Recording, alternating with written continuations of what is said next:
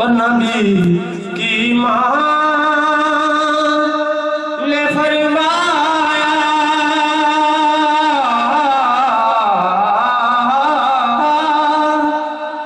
نبی کی ماں نے فرمایا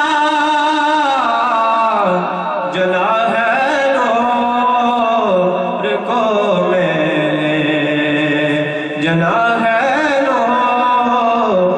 کو میں نے میری نظروں نے دیکھا ہے اسی سے تو جہاں چمکے محمد کی ولادت پر زمین آسمان چمکے. الحمدللہ الحمدللہ رب العالمین والصلاة والسلام على سید الانبیاء والمرسلین وعلى آلہ واصحابہ وازواجہ وذریتہ اجمعین.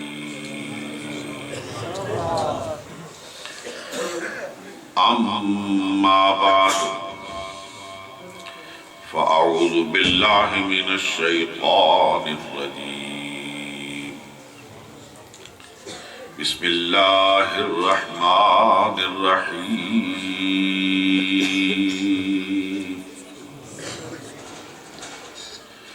قل ان کنتم تحبون اللہ فاتبعونی يحببكم الله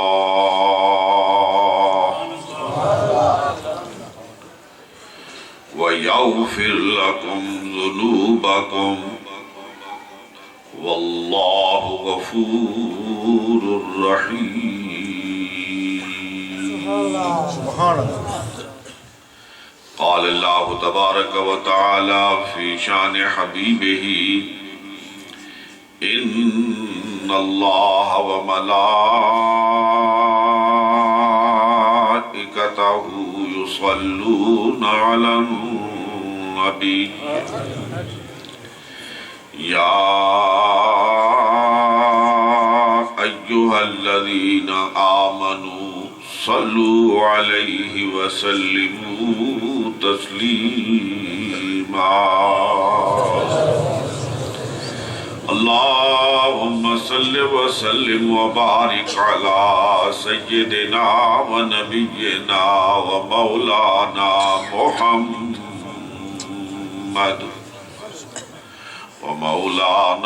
محمد وبارك وسلم وصل عليه. الصلاة والسلام عليك يا رسول الله. الصلاة والسلام عليك يا حبيب الله. الصلاة والسلام عليك يا شفيع المذنبين. الصلاة والسلام عليك يا رحمة للعالمين.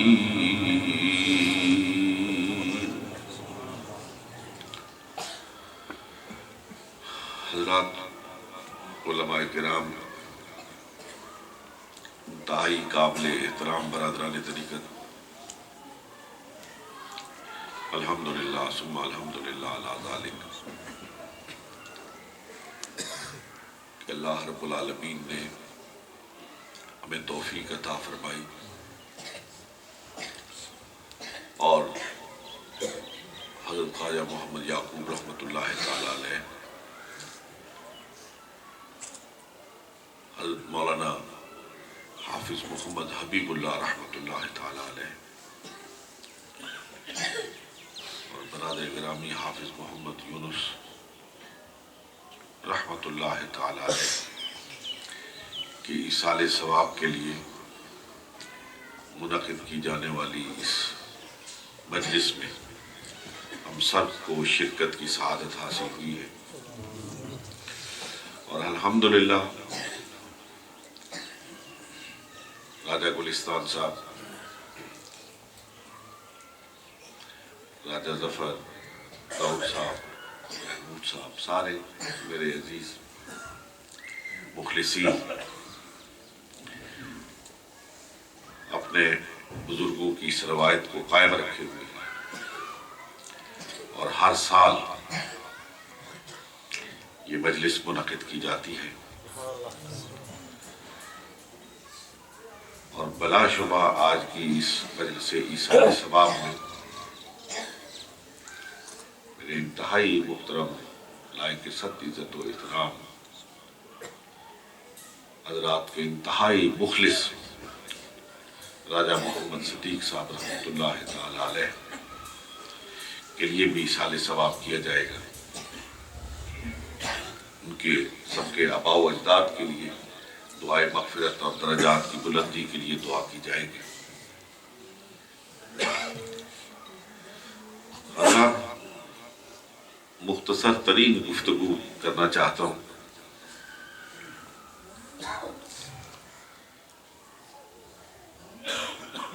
یہ جن صوفیاء کے ساتھ ہماری وابستگی ہے،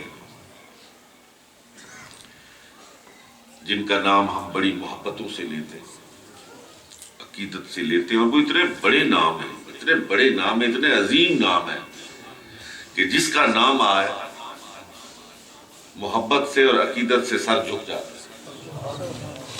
ان کا تقوی، ان کا ورع، ان کا اخلاص، ان کی للہیت جب ایک ایک پہ نظر پڑتی ہے تو مومن کا دل چاہتا ہے کہ ان کے قدموں پہ نثار ہو جائے۔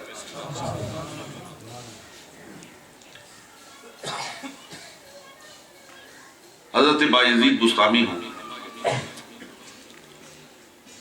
حضرت جنید بغدادی ہوں، شیخ سری السختی ہوں، ہندوستان میں آ جائیے حضرت خواجہ اجمیری ہوں،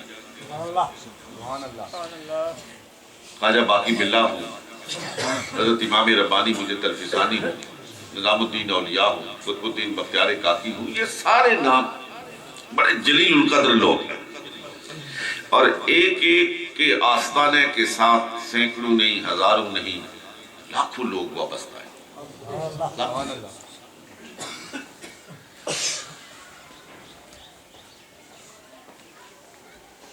آپ میں سے کوئی گیا ہو تو شاید، لیکن سنا سب نہیں ہے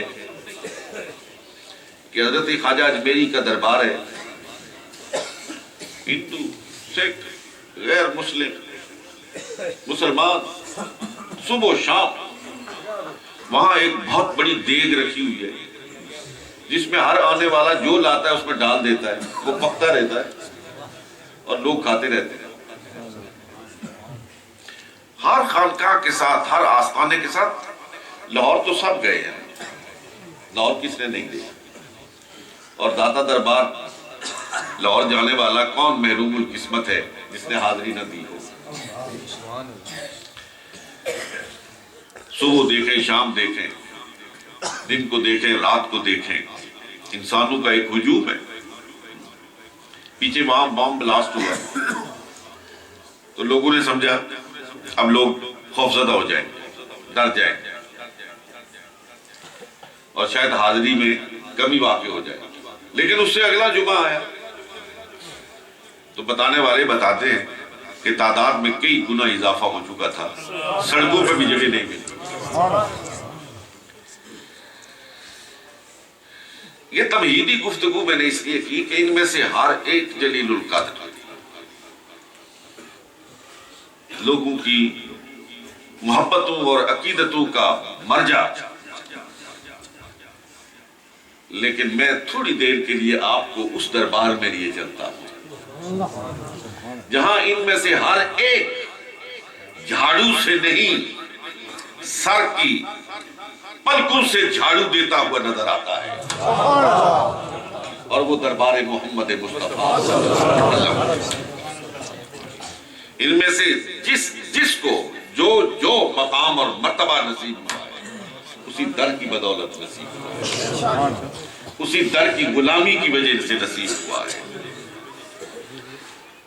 یہ سارے کے سارے اس در کے سوالی ہیں، اور جو خیرات انہیں ملی اسی در سے ملی ہے۔ اس لیے کہ اللہ جل مجدہ نے ارشاد فرمایا کہ اے میرے محبوب اپنے ماننے والوں سے کہہ دو، خود بتاؤ ان کو، اپنی زبان اقدس سے بتاؤ کہ مجھ خدا کے ساتھ اگر تم تعلق قائم کرنا چاہتے ہو، میری رضا حاصل کرنا چاہتے ہو، میری خوشنودی چاہتے ہو، دین میں سرخروئی چاہتے ہو، دنیاوی مقام عزت و عظمت چاہتے ہو، تو پھر کسی اور دروازے کو کھٹکھٹانے کی ضرورت نہیں ہے، پھر کہیں اور جانے کی ضرورت نہیں ہے، کہیں اور جھولی پھیلانے کی ضرورت نہیں ہے، پھر آؤ میرے دروازے پہ آؤ، میرے محبوب حجاز سے ان کو پکارو، پکارنا تمہارا کام ہے، نیل کے ساحل سے انہیں لانا میرا کام ہے۔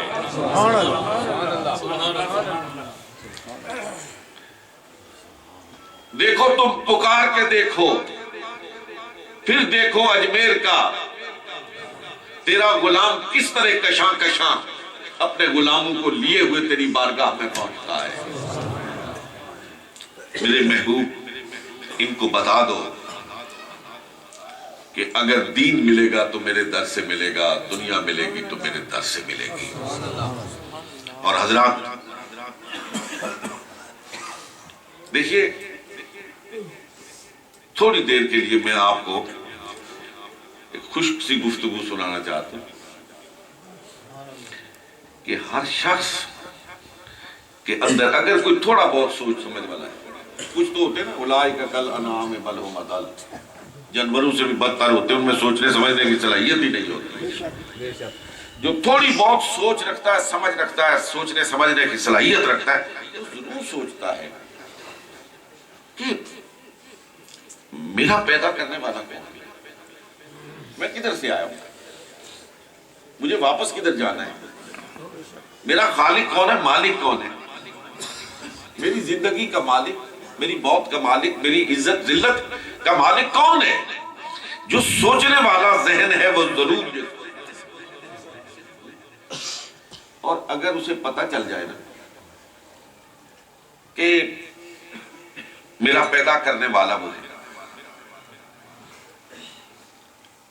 میری زندگی کا مالک ہے، میری موت کا مالک ہے، میرے رزق کا مالک ہے، وہی یکتا ہے اور وہی تنہا ہے، تو پھر یہ فطری امر ہے کہ اس کے دل میں اپنے پیدا کرنے والے کی محبت پیدا ہو،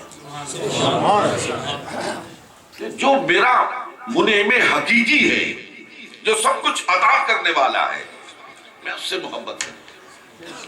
وہ جو آپ نے کئی دفعہ واعظین سے سنا ہوگا، موسیٰ علیہ السلام کے زمانے کا وہ بکریاں چرانے والا چرواہا رستے میں بیٹھا ہوا کہہ رہا تھا، وہ میرے پیدا کرنے والے، میرے مالک، اگر تو مجھے مل جائے نا، میں تجھے نہلاؤں، میں تیری جوئیں نکالوں، اپنا انداز ہے اس کا، میں تیری کنگھی کروں، میں تجھے تیل لگاؤں، اپنی محبت کا کمالی اظہار ہے۔ اس کے نزدیک محبت کی انتہا یہی تھی۔ حضرت موسیٰ علیہ السلام نے ذرا اسے تنبیہاً کہا تھا کہ یہ کیسی باتیں کر رہے ہو، تو اللہ کی رحمت کو جوش آ گیا، اللہ کی رحمت کو جوش آ گیا اور فرشتہ نازل ہو گیا، موسیٰ تو برائے فصل کردن آمدی، نہ برائے فصل کردن، تو جوڑنے کے لیے بھیجا گیا ہے، توڑنے کے لیے نہیں بھیجا گیا ہے۔ یہ اپنی محبت کا اظہار کر رہا ہے، یہ اپنی محبت کا اظہار کر رہا ہے، اپنے انداز میں کر رہا ہے۔ میں جو عرض کرنا چاہتا تھا کہ اپنے پیدا کرنے والے سے محبت انسان کی فطرت میں ودیت کر دی گئی ہے. وہ اپنے پیدا کرنے والے کو ڈھونڈتا پھرتا ہے. یہ جو سادھو آپ کو نظر آتے ہیں جنگلوں کے بیابانوں کے چکر لگاتے ہوئے، اور یہ جو لوگ چلے کرتے ہوئے نظر آتے ہیں، میں یہ فراڈیوں کی بات نہیں کرتا جو لوگوں کو دکھ دینے کے لیے چلے کرتے، میں ان کی بات نہیں کرتا. یہ جو راتوں کو جاگ کر قبرستانوں سے لوگوں کی ہڈیاں نکال کر ان پر تعویذ کر کے لوگوں کی زندگیوں کو اجیرن بنانے والے ظالم کافر ہیں، میں ان کی بات نہیں کرتا ہوں. ان کی بات نہیں کرتا ہوں. میں ان کی بات کرتا ہوں جو حقیقتاً اپنے رب کو ڈھونڈنے کے لیے کہیں کسی کھو میں بیٹھے ہوئے ہیں، یاد الہی میں مصروف ہیں. میرا پالنے والا مجھے مل جائے، میرا مالک مجھے مل جائے، میرا خالق مجھے مل جائے. میں ان لوگوں کی بات کرتا ہوں. ان سب کو اللہ نے فرمایا کہ میرے محبوب پکار کے کہو کہ کیوں سرگرداں ہو، کیوں سرگرداں ہو، کیوں بیابانوں کے چکر لگاتے ہو، کیوں صحراؤں میں پھرتے ہو، کیوں خاک چھانتے پھرتے ہو. اگر مجھے ڈھونڈنا ہے نا، مجھے پانا چاہتے ہو، مجھ سے ملنا چاہتے ہو، مجھ سے ملاقات کرنا چاہتے ہو، مجھ سے محبت کا تعلق پیدا کرنا چاہتے ہو، کہیں مت جاؤ، آؤ میرے دروازے پہ آ جاؤ، آؤ میری بارگاہ میں آ جاؤ. وہ خالق، وہ مالک تمہیں پکار کے کہہ رہا ہے کہ تم کے میری طرف کیا آؤ گے، میں تمہاری طرف آؤں. تم میرے محبوب کی طرف آؤ نا.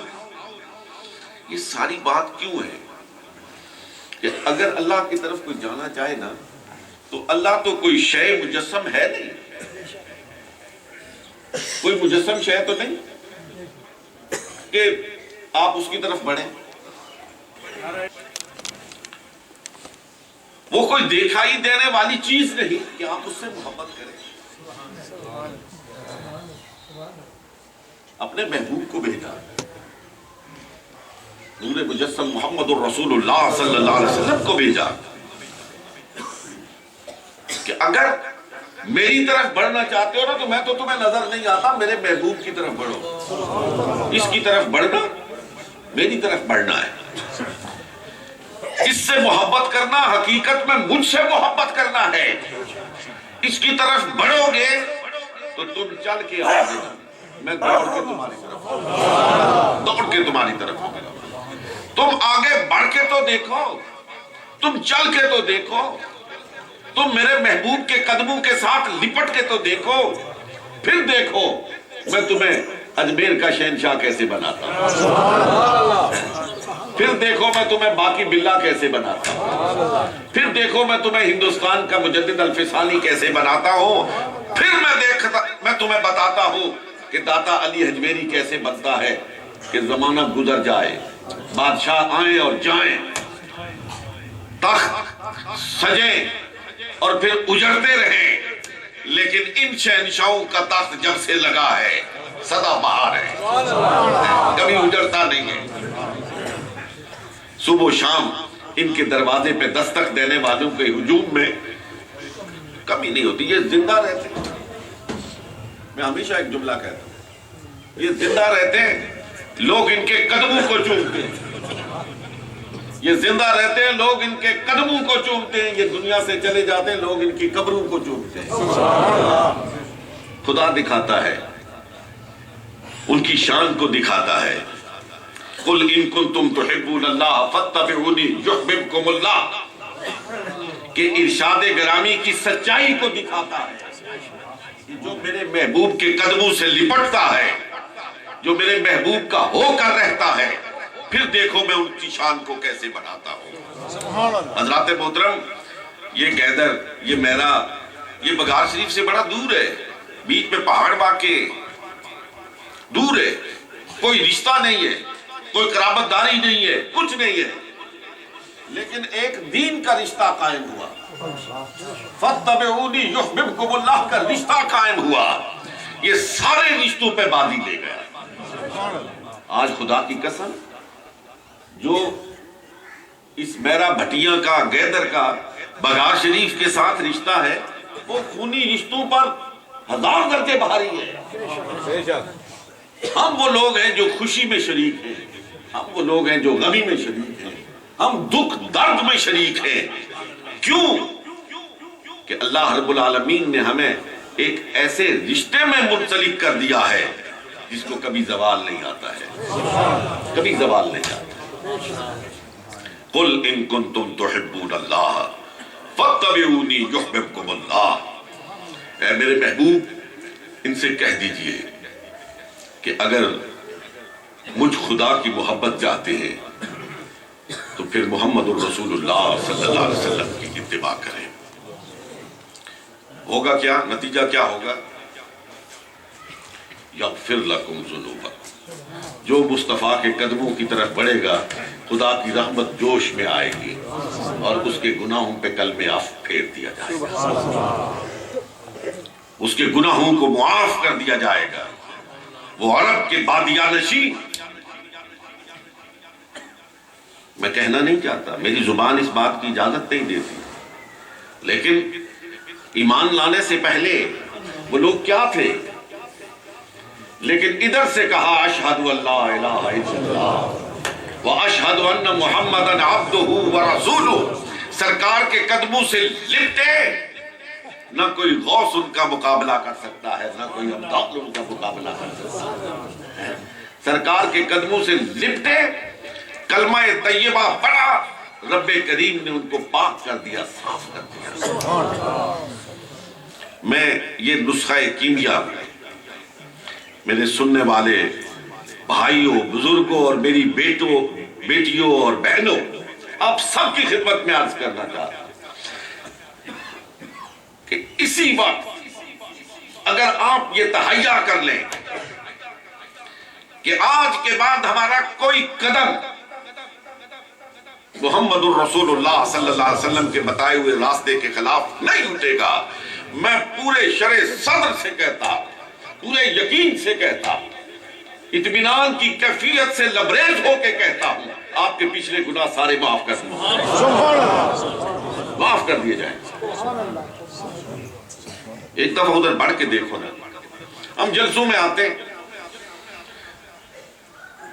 سماعتوں کی حلافت سے لطف اندوز ہو کر واپس چلے جاتے ہیں، کسی کی شیریں بیانی سے متاثر ہوتے ہیں، کسی کی نکتہ سنجی سے متاثر ہوتے ہیں، کھاتے پیتے ہیں، چلے جاتے ہیں، لیکن نہ کوئی داعیہ لے کے آتے ہیں، نہ کوئی داعیہ لے کے جاتے ہیں۔ ان مقدس مجالس میں حاضری کا سب سے بڑا مقصد یہ ہے کہ یہاں کسی ارادے سے آئیں اور پھر جاتے ہوئے کوئی ارادہ لے کے جائیں، پھر مقدر بدلتے ہیں، پھر تقدیریں سنورتی ہیں، پھر زندگی میں انقلاب برپا ہوتا ہے۔ اے محمد الرسول اللہ صلی اللہ علیہ وسلم کے غلاموں، ربیع الاول کے مہینے کا آغاز ہو چکا ہے، اس مقدس مہینے جس میں پوری اس کائنات کا خلاصہ، انسانیت کا لباس سے بے تن فرما کر اس عالم وجود پہ آیا ہے۔ میں نے کسی جگہ پہلے بھی کہا تھا کہ سب سے عمدہ مخلوق پیغمبر ہے نا، پیغمبر ہیں، اور مسند احمد بن حنبل کی روایت کے مطابق 1,20,000 پیغمبر ہیں۔ ان سب کو جوڑو نا تو محمد الرسول اللہ بنتے، ان سب کی صفتوں کو جمع کرو تو محمد الرسول اللہ بنتے ہیں، اور ان سب کی اور سرکار کی صفتوں کو کھولو تو 1,24,000 پیغمبر بنتے ہیں۔ اس ماہ مقدس میں وہ پیغمبر اعظم و آخر آئے، اور میں کتنا خوش قسمت، آپ کتنے خوش قسمت، میری بہنیں، میری بیٹیاں کتنی خوش قسمت کہ ہمیں اس نبی محتشم علیہ السلام کے امتی ہونے کا اعزاز حاصل ہے۔ پڑھے لکھے نوجوان یہاں بیٹھے ہو، میں خالص علمی بات کرنا چاہتا ہوں۔ یہودی بڑی اس وقت دنیا پر حکمرانی کرنے والی امت ہے نا، اقتصادیات پر ان کا پوری طرح تسلط ہے۔ لوگ کہتے ہیں امریکہ میں کوئی بھی ہو، حقیقی طور پر حکمرانی یہودیوں کی ہے۔ لیکن میں ایک بات کہنا چاہتا ہوں آپ سے کہ یہودی اگر یہ چاہیں کہ اپنے پیغمبر کی زندگی پر عمل کریں، نہیں کر سکتے۔ عددی اعتبار سے سب سے زیادہ اس وقت عیسائی ہیں۔ اگر وہ چاہیں کہ ہم حضرت عیسیٰ علیہ السلام کی زندگی کو اپنائیں اور حضرت عیسیٰ کے قدموں کو چوم کر اپنی زندگی کا سفر طے کریں، نہیں کر سکتے، اس لیے کہ ان کی زندگیاں محفوظ ہی نہیں ہیں، موجود ہی نہیں ہیں، اور یہی منشا عزتی تھا۔ ان کی زندگیاں محفوظ نہیں ہیں، موجود نہیں ہیں۔ کوئی بڑے سے بڑا عیسائی یہ کہہ ہی نہیں سکتا ہے کہ یہ وہ واقعہ ہے جو حضرت عیسیٰ علیہ السلام کے ساتھ اسی طرح پیش آیا، یا یہ وہ جملہ ہے جو اسی زبان میں انہی الفاظ کے ساتھ حضرت عیسیٰ علیہ السلام نے اپنی زبان سے ارشاد فرمایا تھا، ہے ہی نہیں۔ آپ خوش قسمت ہو، آپ خوش قسمت ہو، بیدار وقت ہو کہ اگر یہ چاہو کہ میں بچے کی شادی کرنے لگا ہوں، میں کیسے کروں؟ کیسے کروں؟ بیٹے کی شادی، بیٹی کی شادی میں کرنے لگا ہوں، پڑے گی، آپ کے سامنے ہے کہ جس طرح میرے آقا نے علی کی شادی کی تھی میں ویسے کروں، جس طرح میرے آقا نے فاطمہ الزہرا کی شادی کی تھی میں ویسے کروں۔ کوئی کہیں اور نمونہ ڈھونڈنے کی ضرورت نہیں ہے۔ چھوٹی چھوٹی باتیں، میں رات کو سونے لگا ہوں، میں کیسے سوؤں؟ یار آپ کا پیغمبر تو عجیب انقلابی پیغمبر ہے۔ میں سونے لگا ہوں، میں کیسے سوؤں؟ وہ پیغمبر آپ کو بتا رہا ہے کہ سونے کا طریقہ یہ ہے، مجھے دیکھو جیسے میں سو رہا ہوں ویسے سو۔ میرا بیوی سے تعلق کیسا ہو، میرا بیٹیوں سے تعلق کیسا ہو، میرا دوستوں سے تعلق کیسا ہو، میرا دشمنوں سے تعلق کیسا ہو، امیر ہو انسان تو کیسا ہو، غریب ہو تو کیسا ہو، فاتح ہو تو کیسا ہو، مفتوح ہو تو کیسا ہو۔ آپ کے پیغمبر نے ایک ایک چیز کھول کر آپ کے سامنے رکھ دی، کوئی چیز مخفی نہیں ہے۔ اب بدقسمتی ہوگی، علم نصیبی ہوگی کہ سب کچھ کھلی کتاب کی مانند ہمارے سامنے موجود، اور ہم جب بھی کوئی فیصلہ کریں تو اپنے نبی کے قدموں کی طرف نہ دیکھیں، کبھی دائیں کبھی بائیں، کبھی ہندوؤں کی نقل اور کبھی انگریزوں کی نقالی، اور شرم و حیا سے آری، اور اسی لیے اس قوم کی یہ بدحالی۔ اللہ معاف فرمائے، ہمارے لیے کوئی نمونہ نہیں ہے، ہمارے لیے نمونہ محمد الرسول اللہ کی ذات ہے۔ اور میرے عزیزوں، میرے بیٹوں، اس پر عمل کر کے دیکھو نا، اگر اطمینان نہ ملے، اگر سکون نہ ملے، اگر خوشحالی نہ ملے تو پھر پلٹ کر کسی اور طرف چلے جانا۔ لیکن اگر اطمینان بھی یہاں، خوشحالی بھی یہاں، عزت بھی یہاں، وقار بھی یہاں، تو پھر دوسروں کے در پر جا کے سجدہ ریزی کیوں؟ میری بہنوں، میری بیٹیوں، اپنے حضرات کے ساتھ محبت کرنے والی بیٹیوں، اپنے حضرات کے ساتھ انتہائی اخلاص کا تعلق رکھنے والی میری بہنوں، میں آپ کی خدمت میں انتہائی دل درد مند کے ساتھ کہنا چاہتا ہوں کہ آؤ آج سے اپنی زندگیوں پر غور کرنا شروع کرو کہ کیا ہماری زندگیاں اسی طرح ہیں جس طرح سیدہ طیبہ طاہرہ خدیجۃ الکبریٰ کی زندگی تھی، جس طرح عائشہ صدیقہ کی زندگی تھی، جس طرح فاطمہ الزہرا کی زندگی تھی۔ جس طرح بنات رسالت میں آپ صلی اللہ علیہ وسلم کی زندگی تھی. اور آپ سے کہنا چاہتا ہوں اے ان مقدس اور عظیم لوگوں کی محافل عرس میں شرکت کرنے والے میرے عزیز بھائیوں اور بزرگوں، اپنے گھروں کی خبر لو. اگر ان بزرگوں کے فیضان سے اپنے گھروں کو چمکانا چاہتے ہو تو اس کو چمکانے کا ایک ذریعہ ہے کہ محمد الرسول اللہ صلی اللہ علیہ وسلم کی اسوہ حسنہ کو اپناؤ. سرکار علیہ الصلوۃ والسلام کی زندگی کے نور سے اپنے گھروں کو منور کرو، پھر دیکھو تمہارے گھروں کی تاریکیاں دور کیسے ہوتی ہیں. دوپٹے گھروں سے ختم ہو گئے، پردہ ختم ہوتا چلا جا رہا ہے. مجھے نہیں معلوم کہ وہ پردہ میری آنکھ پہ پڑ گیا ہے، باپ کی آنکھ پہ پڑ گیا ہے، خاوند کی آنکھ پہ پڑ گیا ہے، کس کس کی آنکھ پہ پڑ گیا ہے وہ پردہ کہ اسے اپنی ننگے سر والی بیٹی نظر نہیں آ رہی ہے، اسے اپنے ننگے بدن والی بیوی نظر نہیں آ رہی. میرے عزیزوں، میرے بھائیوں، میرے آقا، میرے مولا جناب محمد مصطفیٰ صلی اللہ علیہ وسلم نے فرمایا ہے کہ علامات قیامت میں سے ایک علامت یہ ہے کہ عورتوں نے کپڑے پہنے ہوں گے مگر ننگی ہوں گی. کیا یہ صورتحال میں اور آپ دیکھ نہیں رہے؟ اور کیا میں باپ نہیں ہوں؟ کیا آپ باپ نہیں ہیں؟ کیا آپ میں سے اکثریت شادی شدہ نہیں ہے؟ کیا آپ کی بہنیں نہیں ہیں؟ کبھی اپنے گھر کی ہم سب نے خبر گیری کی ہے کہ ہم کس ناپاک ماحول کی نظر ہو رہے ہیں؟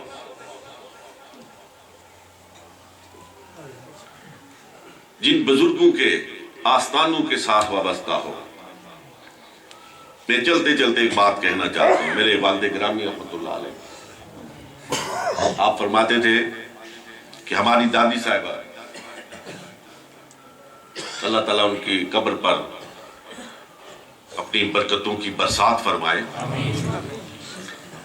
کہ وہ 1-1:30 بجے رات کو اٹھتی تھی اور اپنی دربار کی خادماؤں کے ساتھ چکی پیسنا شروع کرتی تھی اور نماز فجر کے بعد پھر روٹی پکانا شروع کرتی تھی اور دن کا اجالا ہوتا تھا تو پھر روٹی تقسیم کرنا شروع کرتی تھی. میں نے اپنی بہنوں کو دیکھا، میں نے اپنی والدہ کو دیکھا، ساری زندگی مہمانوں کی خدمت کرتے ہوئے دیکھا، ان کے سامنے دسترخوان بچھاتے ہوئے دیکھا. یہ جو بزرگوں کو آج یہ مقام اور یہ مرتبہ اور یہ عزت ملی ہے کہ آج زمانہ گزرنے کے باوجود ان کے بازار روشن ہیں، درخشاں ہیں، تاباں ہیں، یہ کسی دنیاوی منصب کی وجہ سے نہیں ہے. قُلْ إِن كُنتُمْ تُحِبُّونَ اللَّهَ فَاتَّبِعُونِي يُحْبِبْكُمُ اللَّهُ. جس کو اللہ پسند فرما لیتا ہے نا پھر اس کے چرچے آسمانوں پہ کرتا ہے. اللہ فرماتا ہے اگر مجھے تم اکیلے یاد کرتے ہو نا میں بھی تمہیں اکیلے یاد کرتا ہوں، اکیلے یاد کرتا ہوں. اور اگر تم مجھے مجلس میں بیٹھ کے یاد کرتے ہو تو اس سے بہتر مجلس میں یاد کرتا ہوں. تم انسانوں میں بیٹھ کے یاد کرتے ہو، میں فرشتوں میں یاد کرتا ہوں. اور میں کہتا ہوں جبریل امین سے کہ میں فلاں بندے کو پسند کرتا ہوں، تو بھی اسے پسند کر. اور جبریل امین ڈنڈورا پیٹتے ہیں آسمانوں پہ اور فرشتے زمین پر نازل ہو کے لوگوں کے دلوں میں ڈالتے ہیں کہ اللہ فلاں بندے کو پسند کرتا ہے، تم بھی اسے پسند کرو. کہ ویسے ہی لوگ نہیں چل پڑتے. یہ نمبردار صاحب ہر جمعے کو آدم بگاچ شریف ویسے نہیں ہوتے، کوئی دل میں ڈالنے والا ڈالتا ہے، ویسے کوئی نہیں جاتا. ایک گھر سے دوسرے گھر میں جانے کے لیے بھی بڑی مشکل پیش آتی ہے. اتنے لمبے سفر ویسے طے نہیں ہوتے. یہ کوئی ہوتا ہے جو دل میں ڈالتا ہے. یہ کچھ مخلوق ایسی ہوتی ہے جو گھروں سے اٹھاتی ہے، گاڑیوں میں بٹھاتی ہے اور پھر اپنے ان مراکز پہ جا کے پہنچاتی ہے، اس لیے کہ اللہ کہتا ہے میں ان کو پسند کرتا ہوں، تم بھی ان کو پسند کرو، تم بھی ان کو پسند کرو۔ میرے عزیزو، میرے بیٹو، میری آج کی اس نشست میں اس گفتگو کا خلاصہ یہ ہے کہ اگر ہم ان بزرگوں کے ساتھ، ان آستانوں کے ساتھ اپنے تعلق کو مضبوطی کے ساتھ قائم رکھنا چاہتے ہیں تو اس کو قائم رکھنے کا سب سے بہترین طریقہ، کوئی بزرگ اپنی طرف نہیں بلاتا، کوئی نہیں بلاتے۔ اکثر لوگ کوئی بگار شریف، کوئی کہاں کوئی کہاں کوئی کہاں نسبت رکھنے والے لوگ ہیں، مختلف جگہوں کے ساتھ آپ کی نسبت ہے۔ پیر جو بات کہے قرآن کے مطابق اور محمد الرسول اللہ صلی اللہ علیہ وسلم کی سنت کے مطابق اس کو مانو، اس کو مانو، اس پہ عمل کرو، پیر کی بات کو چوم کر اپنی زندگی کے لیے مشعل راہ بناؤ۔ لیکن جہاں دیکھو قرآن اور سنت کے خلاف بات ہو رہی ہے، اسوہ حسنہ ایک ہے محمد الرسول اللہ۔ حضرت سیدنا صدیق اکبر سے بڑا کوئی پیر نہیں ہو سکتا، ہے کوئی پیر بڑا؟ حضرت سیدنا صدیق اکبر سے پہلا خطبہ دیا تو آپ نے ارشاد فرمایا اگر میں قرآن اور سنت کے مطابق فیصلہ کروں اس کو مانو، اور اگر میں قرآن اور سنت کے خلاف کوئی بات کہوں تو مجھے اس طرح سیدھا کرو جس طرح موچی جوتے کے تکلے کو سیدھا کرتا ہے، یہ فرمایا حضرت سیدنا صدیق اکبر نے۔ ان سے بڑا تو کوئی پیر نہیں ہو سکتا۔ اس لیے پیروں کی ہر بات مانو، وہ بات جو قرآن کے مطابق ہو۔ اگر پیر صاحب نماز 5 وقتہ کے علاوہ کہیں اشراق پڑھو تو اشراق پڑھو، کہیں چاشت پڑھو تو چاشت پڑھو، کہیں اوابین پڑھو تو اوابین پڑھو، کہیں تہجد پڑھو تو تہجد پڑھو، اور کہیں کہ میری نماز مکہ مدینے میں ہوتی ہے میں تو یہاں نہیں پڑھتا، تو ان سے کہو آپ جا کے پڑھو، ہم تو یہی پڑھیں گے، ہم تو یہی پڑھیں گے۔ آپ کی اگر وہاں پہ ہوتی ہے نا تو وہاں جا کے پڑھو، روٹی یہاں کھاتے ہو، ہم سے پیسے یہاں لیتے ہو، نماز جا کے مدینہ شریف کیوں پڑھتے ہو؟ وہ بھی یہیں ہمارے ساتھ پڑھو نا، لیکن اگر پڑھتے ہو تو تم پڑھو، ہماری نماز تو یہیں پہ ہوگی۔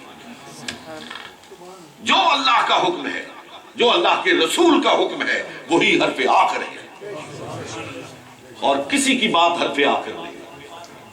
اس لیے میرے انتہائی قابل احترام سننے والا اس داعیے کے ساتھ آج اٹھو کہ ربیع الاول کا مہینہ ہے، جو گزر گئی سو گزر گئی۔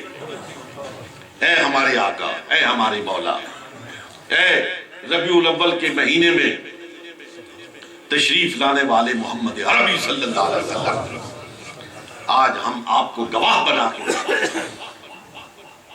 کہ آج کے بعد ہم کوئی ایسا کام نہیں کریں گے جس سے آپ کا دل دکھی ہو۔ آخری بات ایک کہنا چاہتا ہوں، میں اور آپ سب یہ ایمان رکھتے ہیں کہ اچھا کام کریں تو حضور خوش ہوتے ہیں۔ قد جاءکم رسول من انفسکم عزیز علیہ ما عنتم حریص علیکم بالمؤمنین رؤوف الرحیم۔ اچھے کاموں پہ وہ حریص ہیں، آپ سے ہر اچھا کام جب سرزد ہوتا ہے تو محمد الرسول اللہ صلی اللہ علیہ وسلم گنبد خضرا کے اندر خوش ہوتے ہیں۔ ایک روایت میں آتا ہے کہ 2 طرح کی روایتیں، ایک تو یہ ہے کہ جو آپ کام کرتے ہیں وہ حضور علیہ السلام مشاہدہ فرماتے ہیں، اور ایک روایت یہ ہے کہ ہر شام کو فرشتے ہر امتی کے اعمال کو لے کر بارگاہ نبوت میں پیش ہوتے ہیں۔ دونوں صورتوں میں جس آقا سے محبت کرتے ہو اور جھنڈیاں لگاتے ہو اور کمکمے اور روشنیاں کرتے ہو، شام کو اس کے سامنے میرے اعمال پیش ہوتے، آپ کے اعمال پیش ہوتے۔ اگر وہ خوش ہوتے ہیں تو اس کا مفہوم مخالف کیا ہے کہ وہ دیکھ کے پھر ناراض بھی نہ ہوتے۔ تو جو اپنے آقا کو خوش کرنا چاہتا ہے،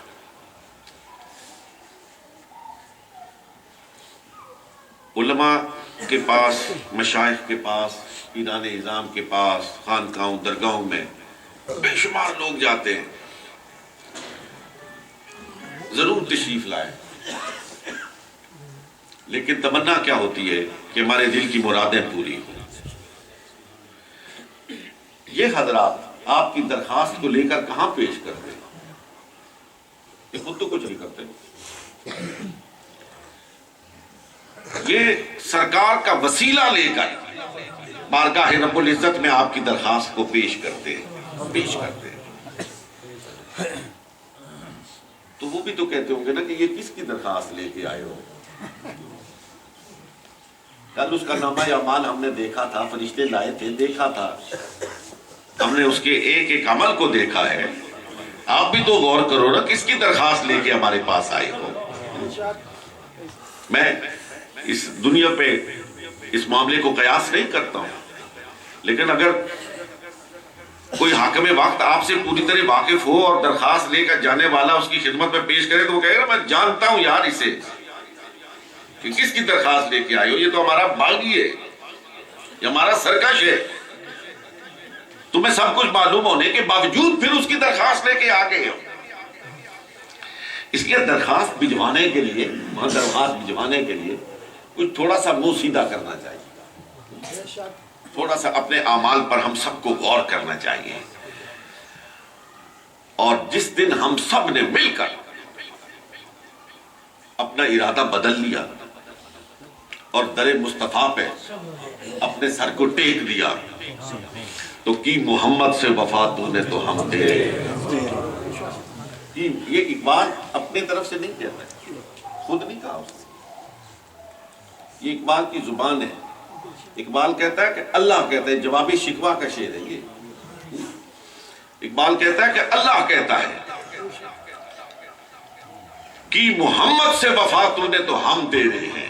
اللہ کہتے ہیں اگر تو نے محمد الرسول اللہ سے وفا کی نا، قل ان کنتم تحبون اللہ فاتبعونی یحببکم اللہ، کہ محمد سے وفا تو نے تو ہم تیرے ہیں، یہ جہاں چیز ہے کیا لوح و قلم تیرے ہیں۔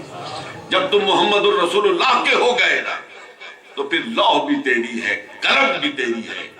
اور سرکار نے فرمایا ہے کہ جب محمد الرسول اللہ کا کوئی غلام، یہ اللہ والا، یہ سرکار کے در پہ قربان ہونے والا، جب پھر اللہ کا نام لے کے کوئی بات کر دیتا ہے تو حدیث قدسی ہے، اللہ فرماتا ہے میں اپنی تقدیر مبرم کو ٹال دیتا ہوں، اپنے بندے کی بات کو رسوا نہیں ہونے دیتا۔ اللہ رب العالمین مجھے، آپ کو، ہم سب کو سرکار علیہ الصلوۃ والسلام کی سنت مطہرہ پر چلنا نصیب فرمائے۔ اللہ رب العالمین کے احکامات پر کاربند ہونے کی توفیق عطا فرمائے۔ اپنے مشائخ اعظام کے ساتھ سچا اور سچا تعلق قائم رکھنا نصیب فرمائے، اور ان کے فرمودات کو حرز جاں بنانے کی توفیق عطا فرمائے۔ راجہ محمد صدیق صاحب اور ان کے آباء و اجداد نے، اس قصبے کے بڑے بزرگوں نے جس تعلق کی بنیاد رکھی، خالصتاً لوجہ اللہ، اللہ کی رضا۔ آپ نے دیکھا کہ جیسے میرے عزیز محترم اقبال قریشی صاحب نے کہا کہ زمانہ گزر گیا، نسلیں گزر گئی، آج چوتھی نسل جا رہی ہے، لیکن اس تعلق کو زوال نہیں آیا ہے، اس لیے کہ یہ خالصتاً اللہ کی رضا کے لیے قائم ہونے والا تعلق تھا۔ میری دلی دعا ہے اللہ اس تعلق کو اسی طرح قائم اور دائم رکھے، نسلاً بعد نسلیں اس کو منتقل فرمائے۔ اللہ رب العالمین آپ سب کی یہ جو محبت بری حاضری ہے، محبت بری حاضری، اس کو اپنی بارگاہ میں قبول فرمائے۔ اللہ رب العالمین ہم سب کو دین متین پر چلنا نصیب فرمائے۔ وآخر دعوانا ان الحمدللہ رب العالمین۔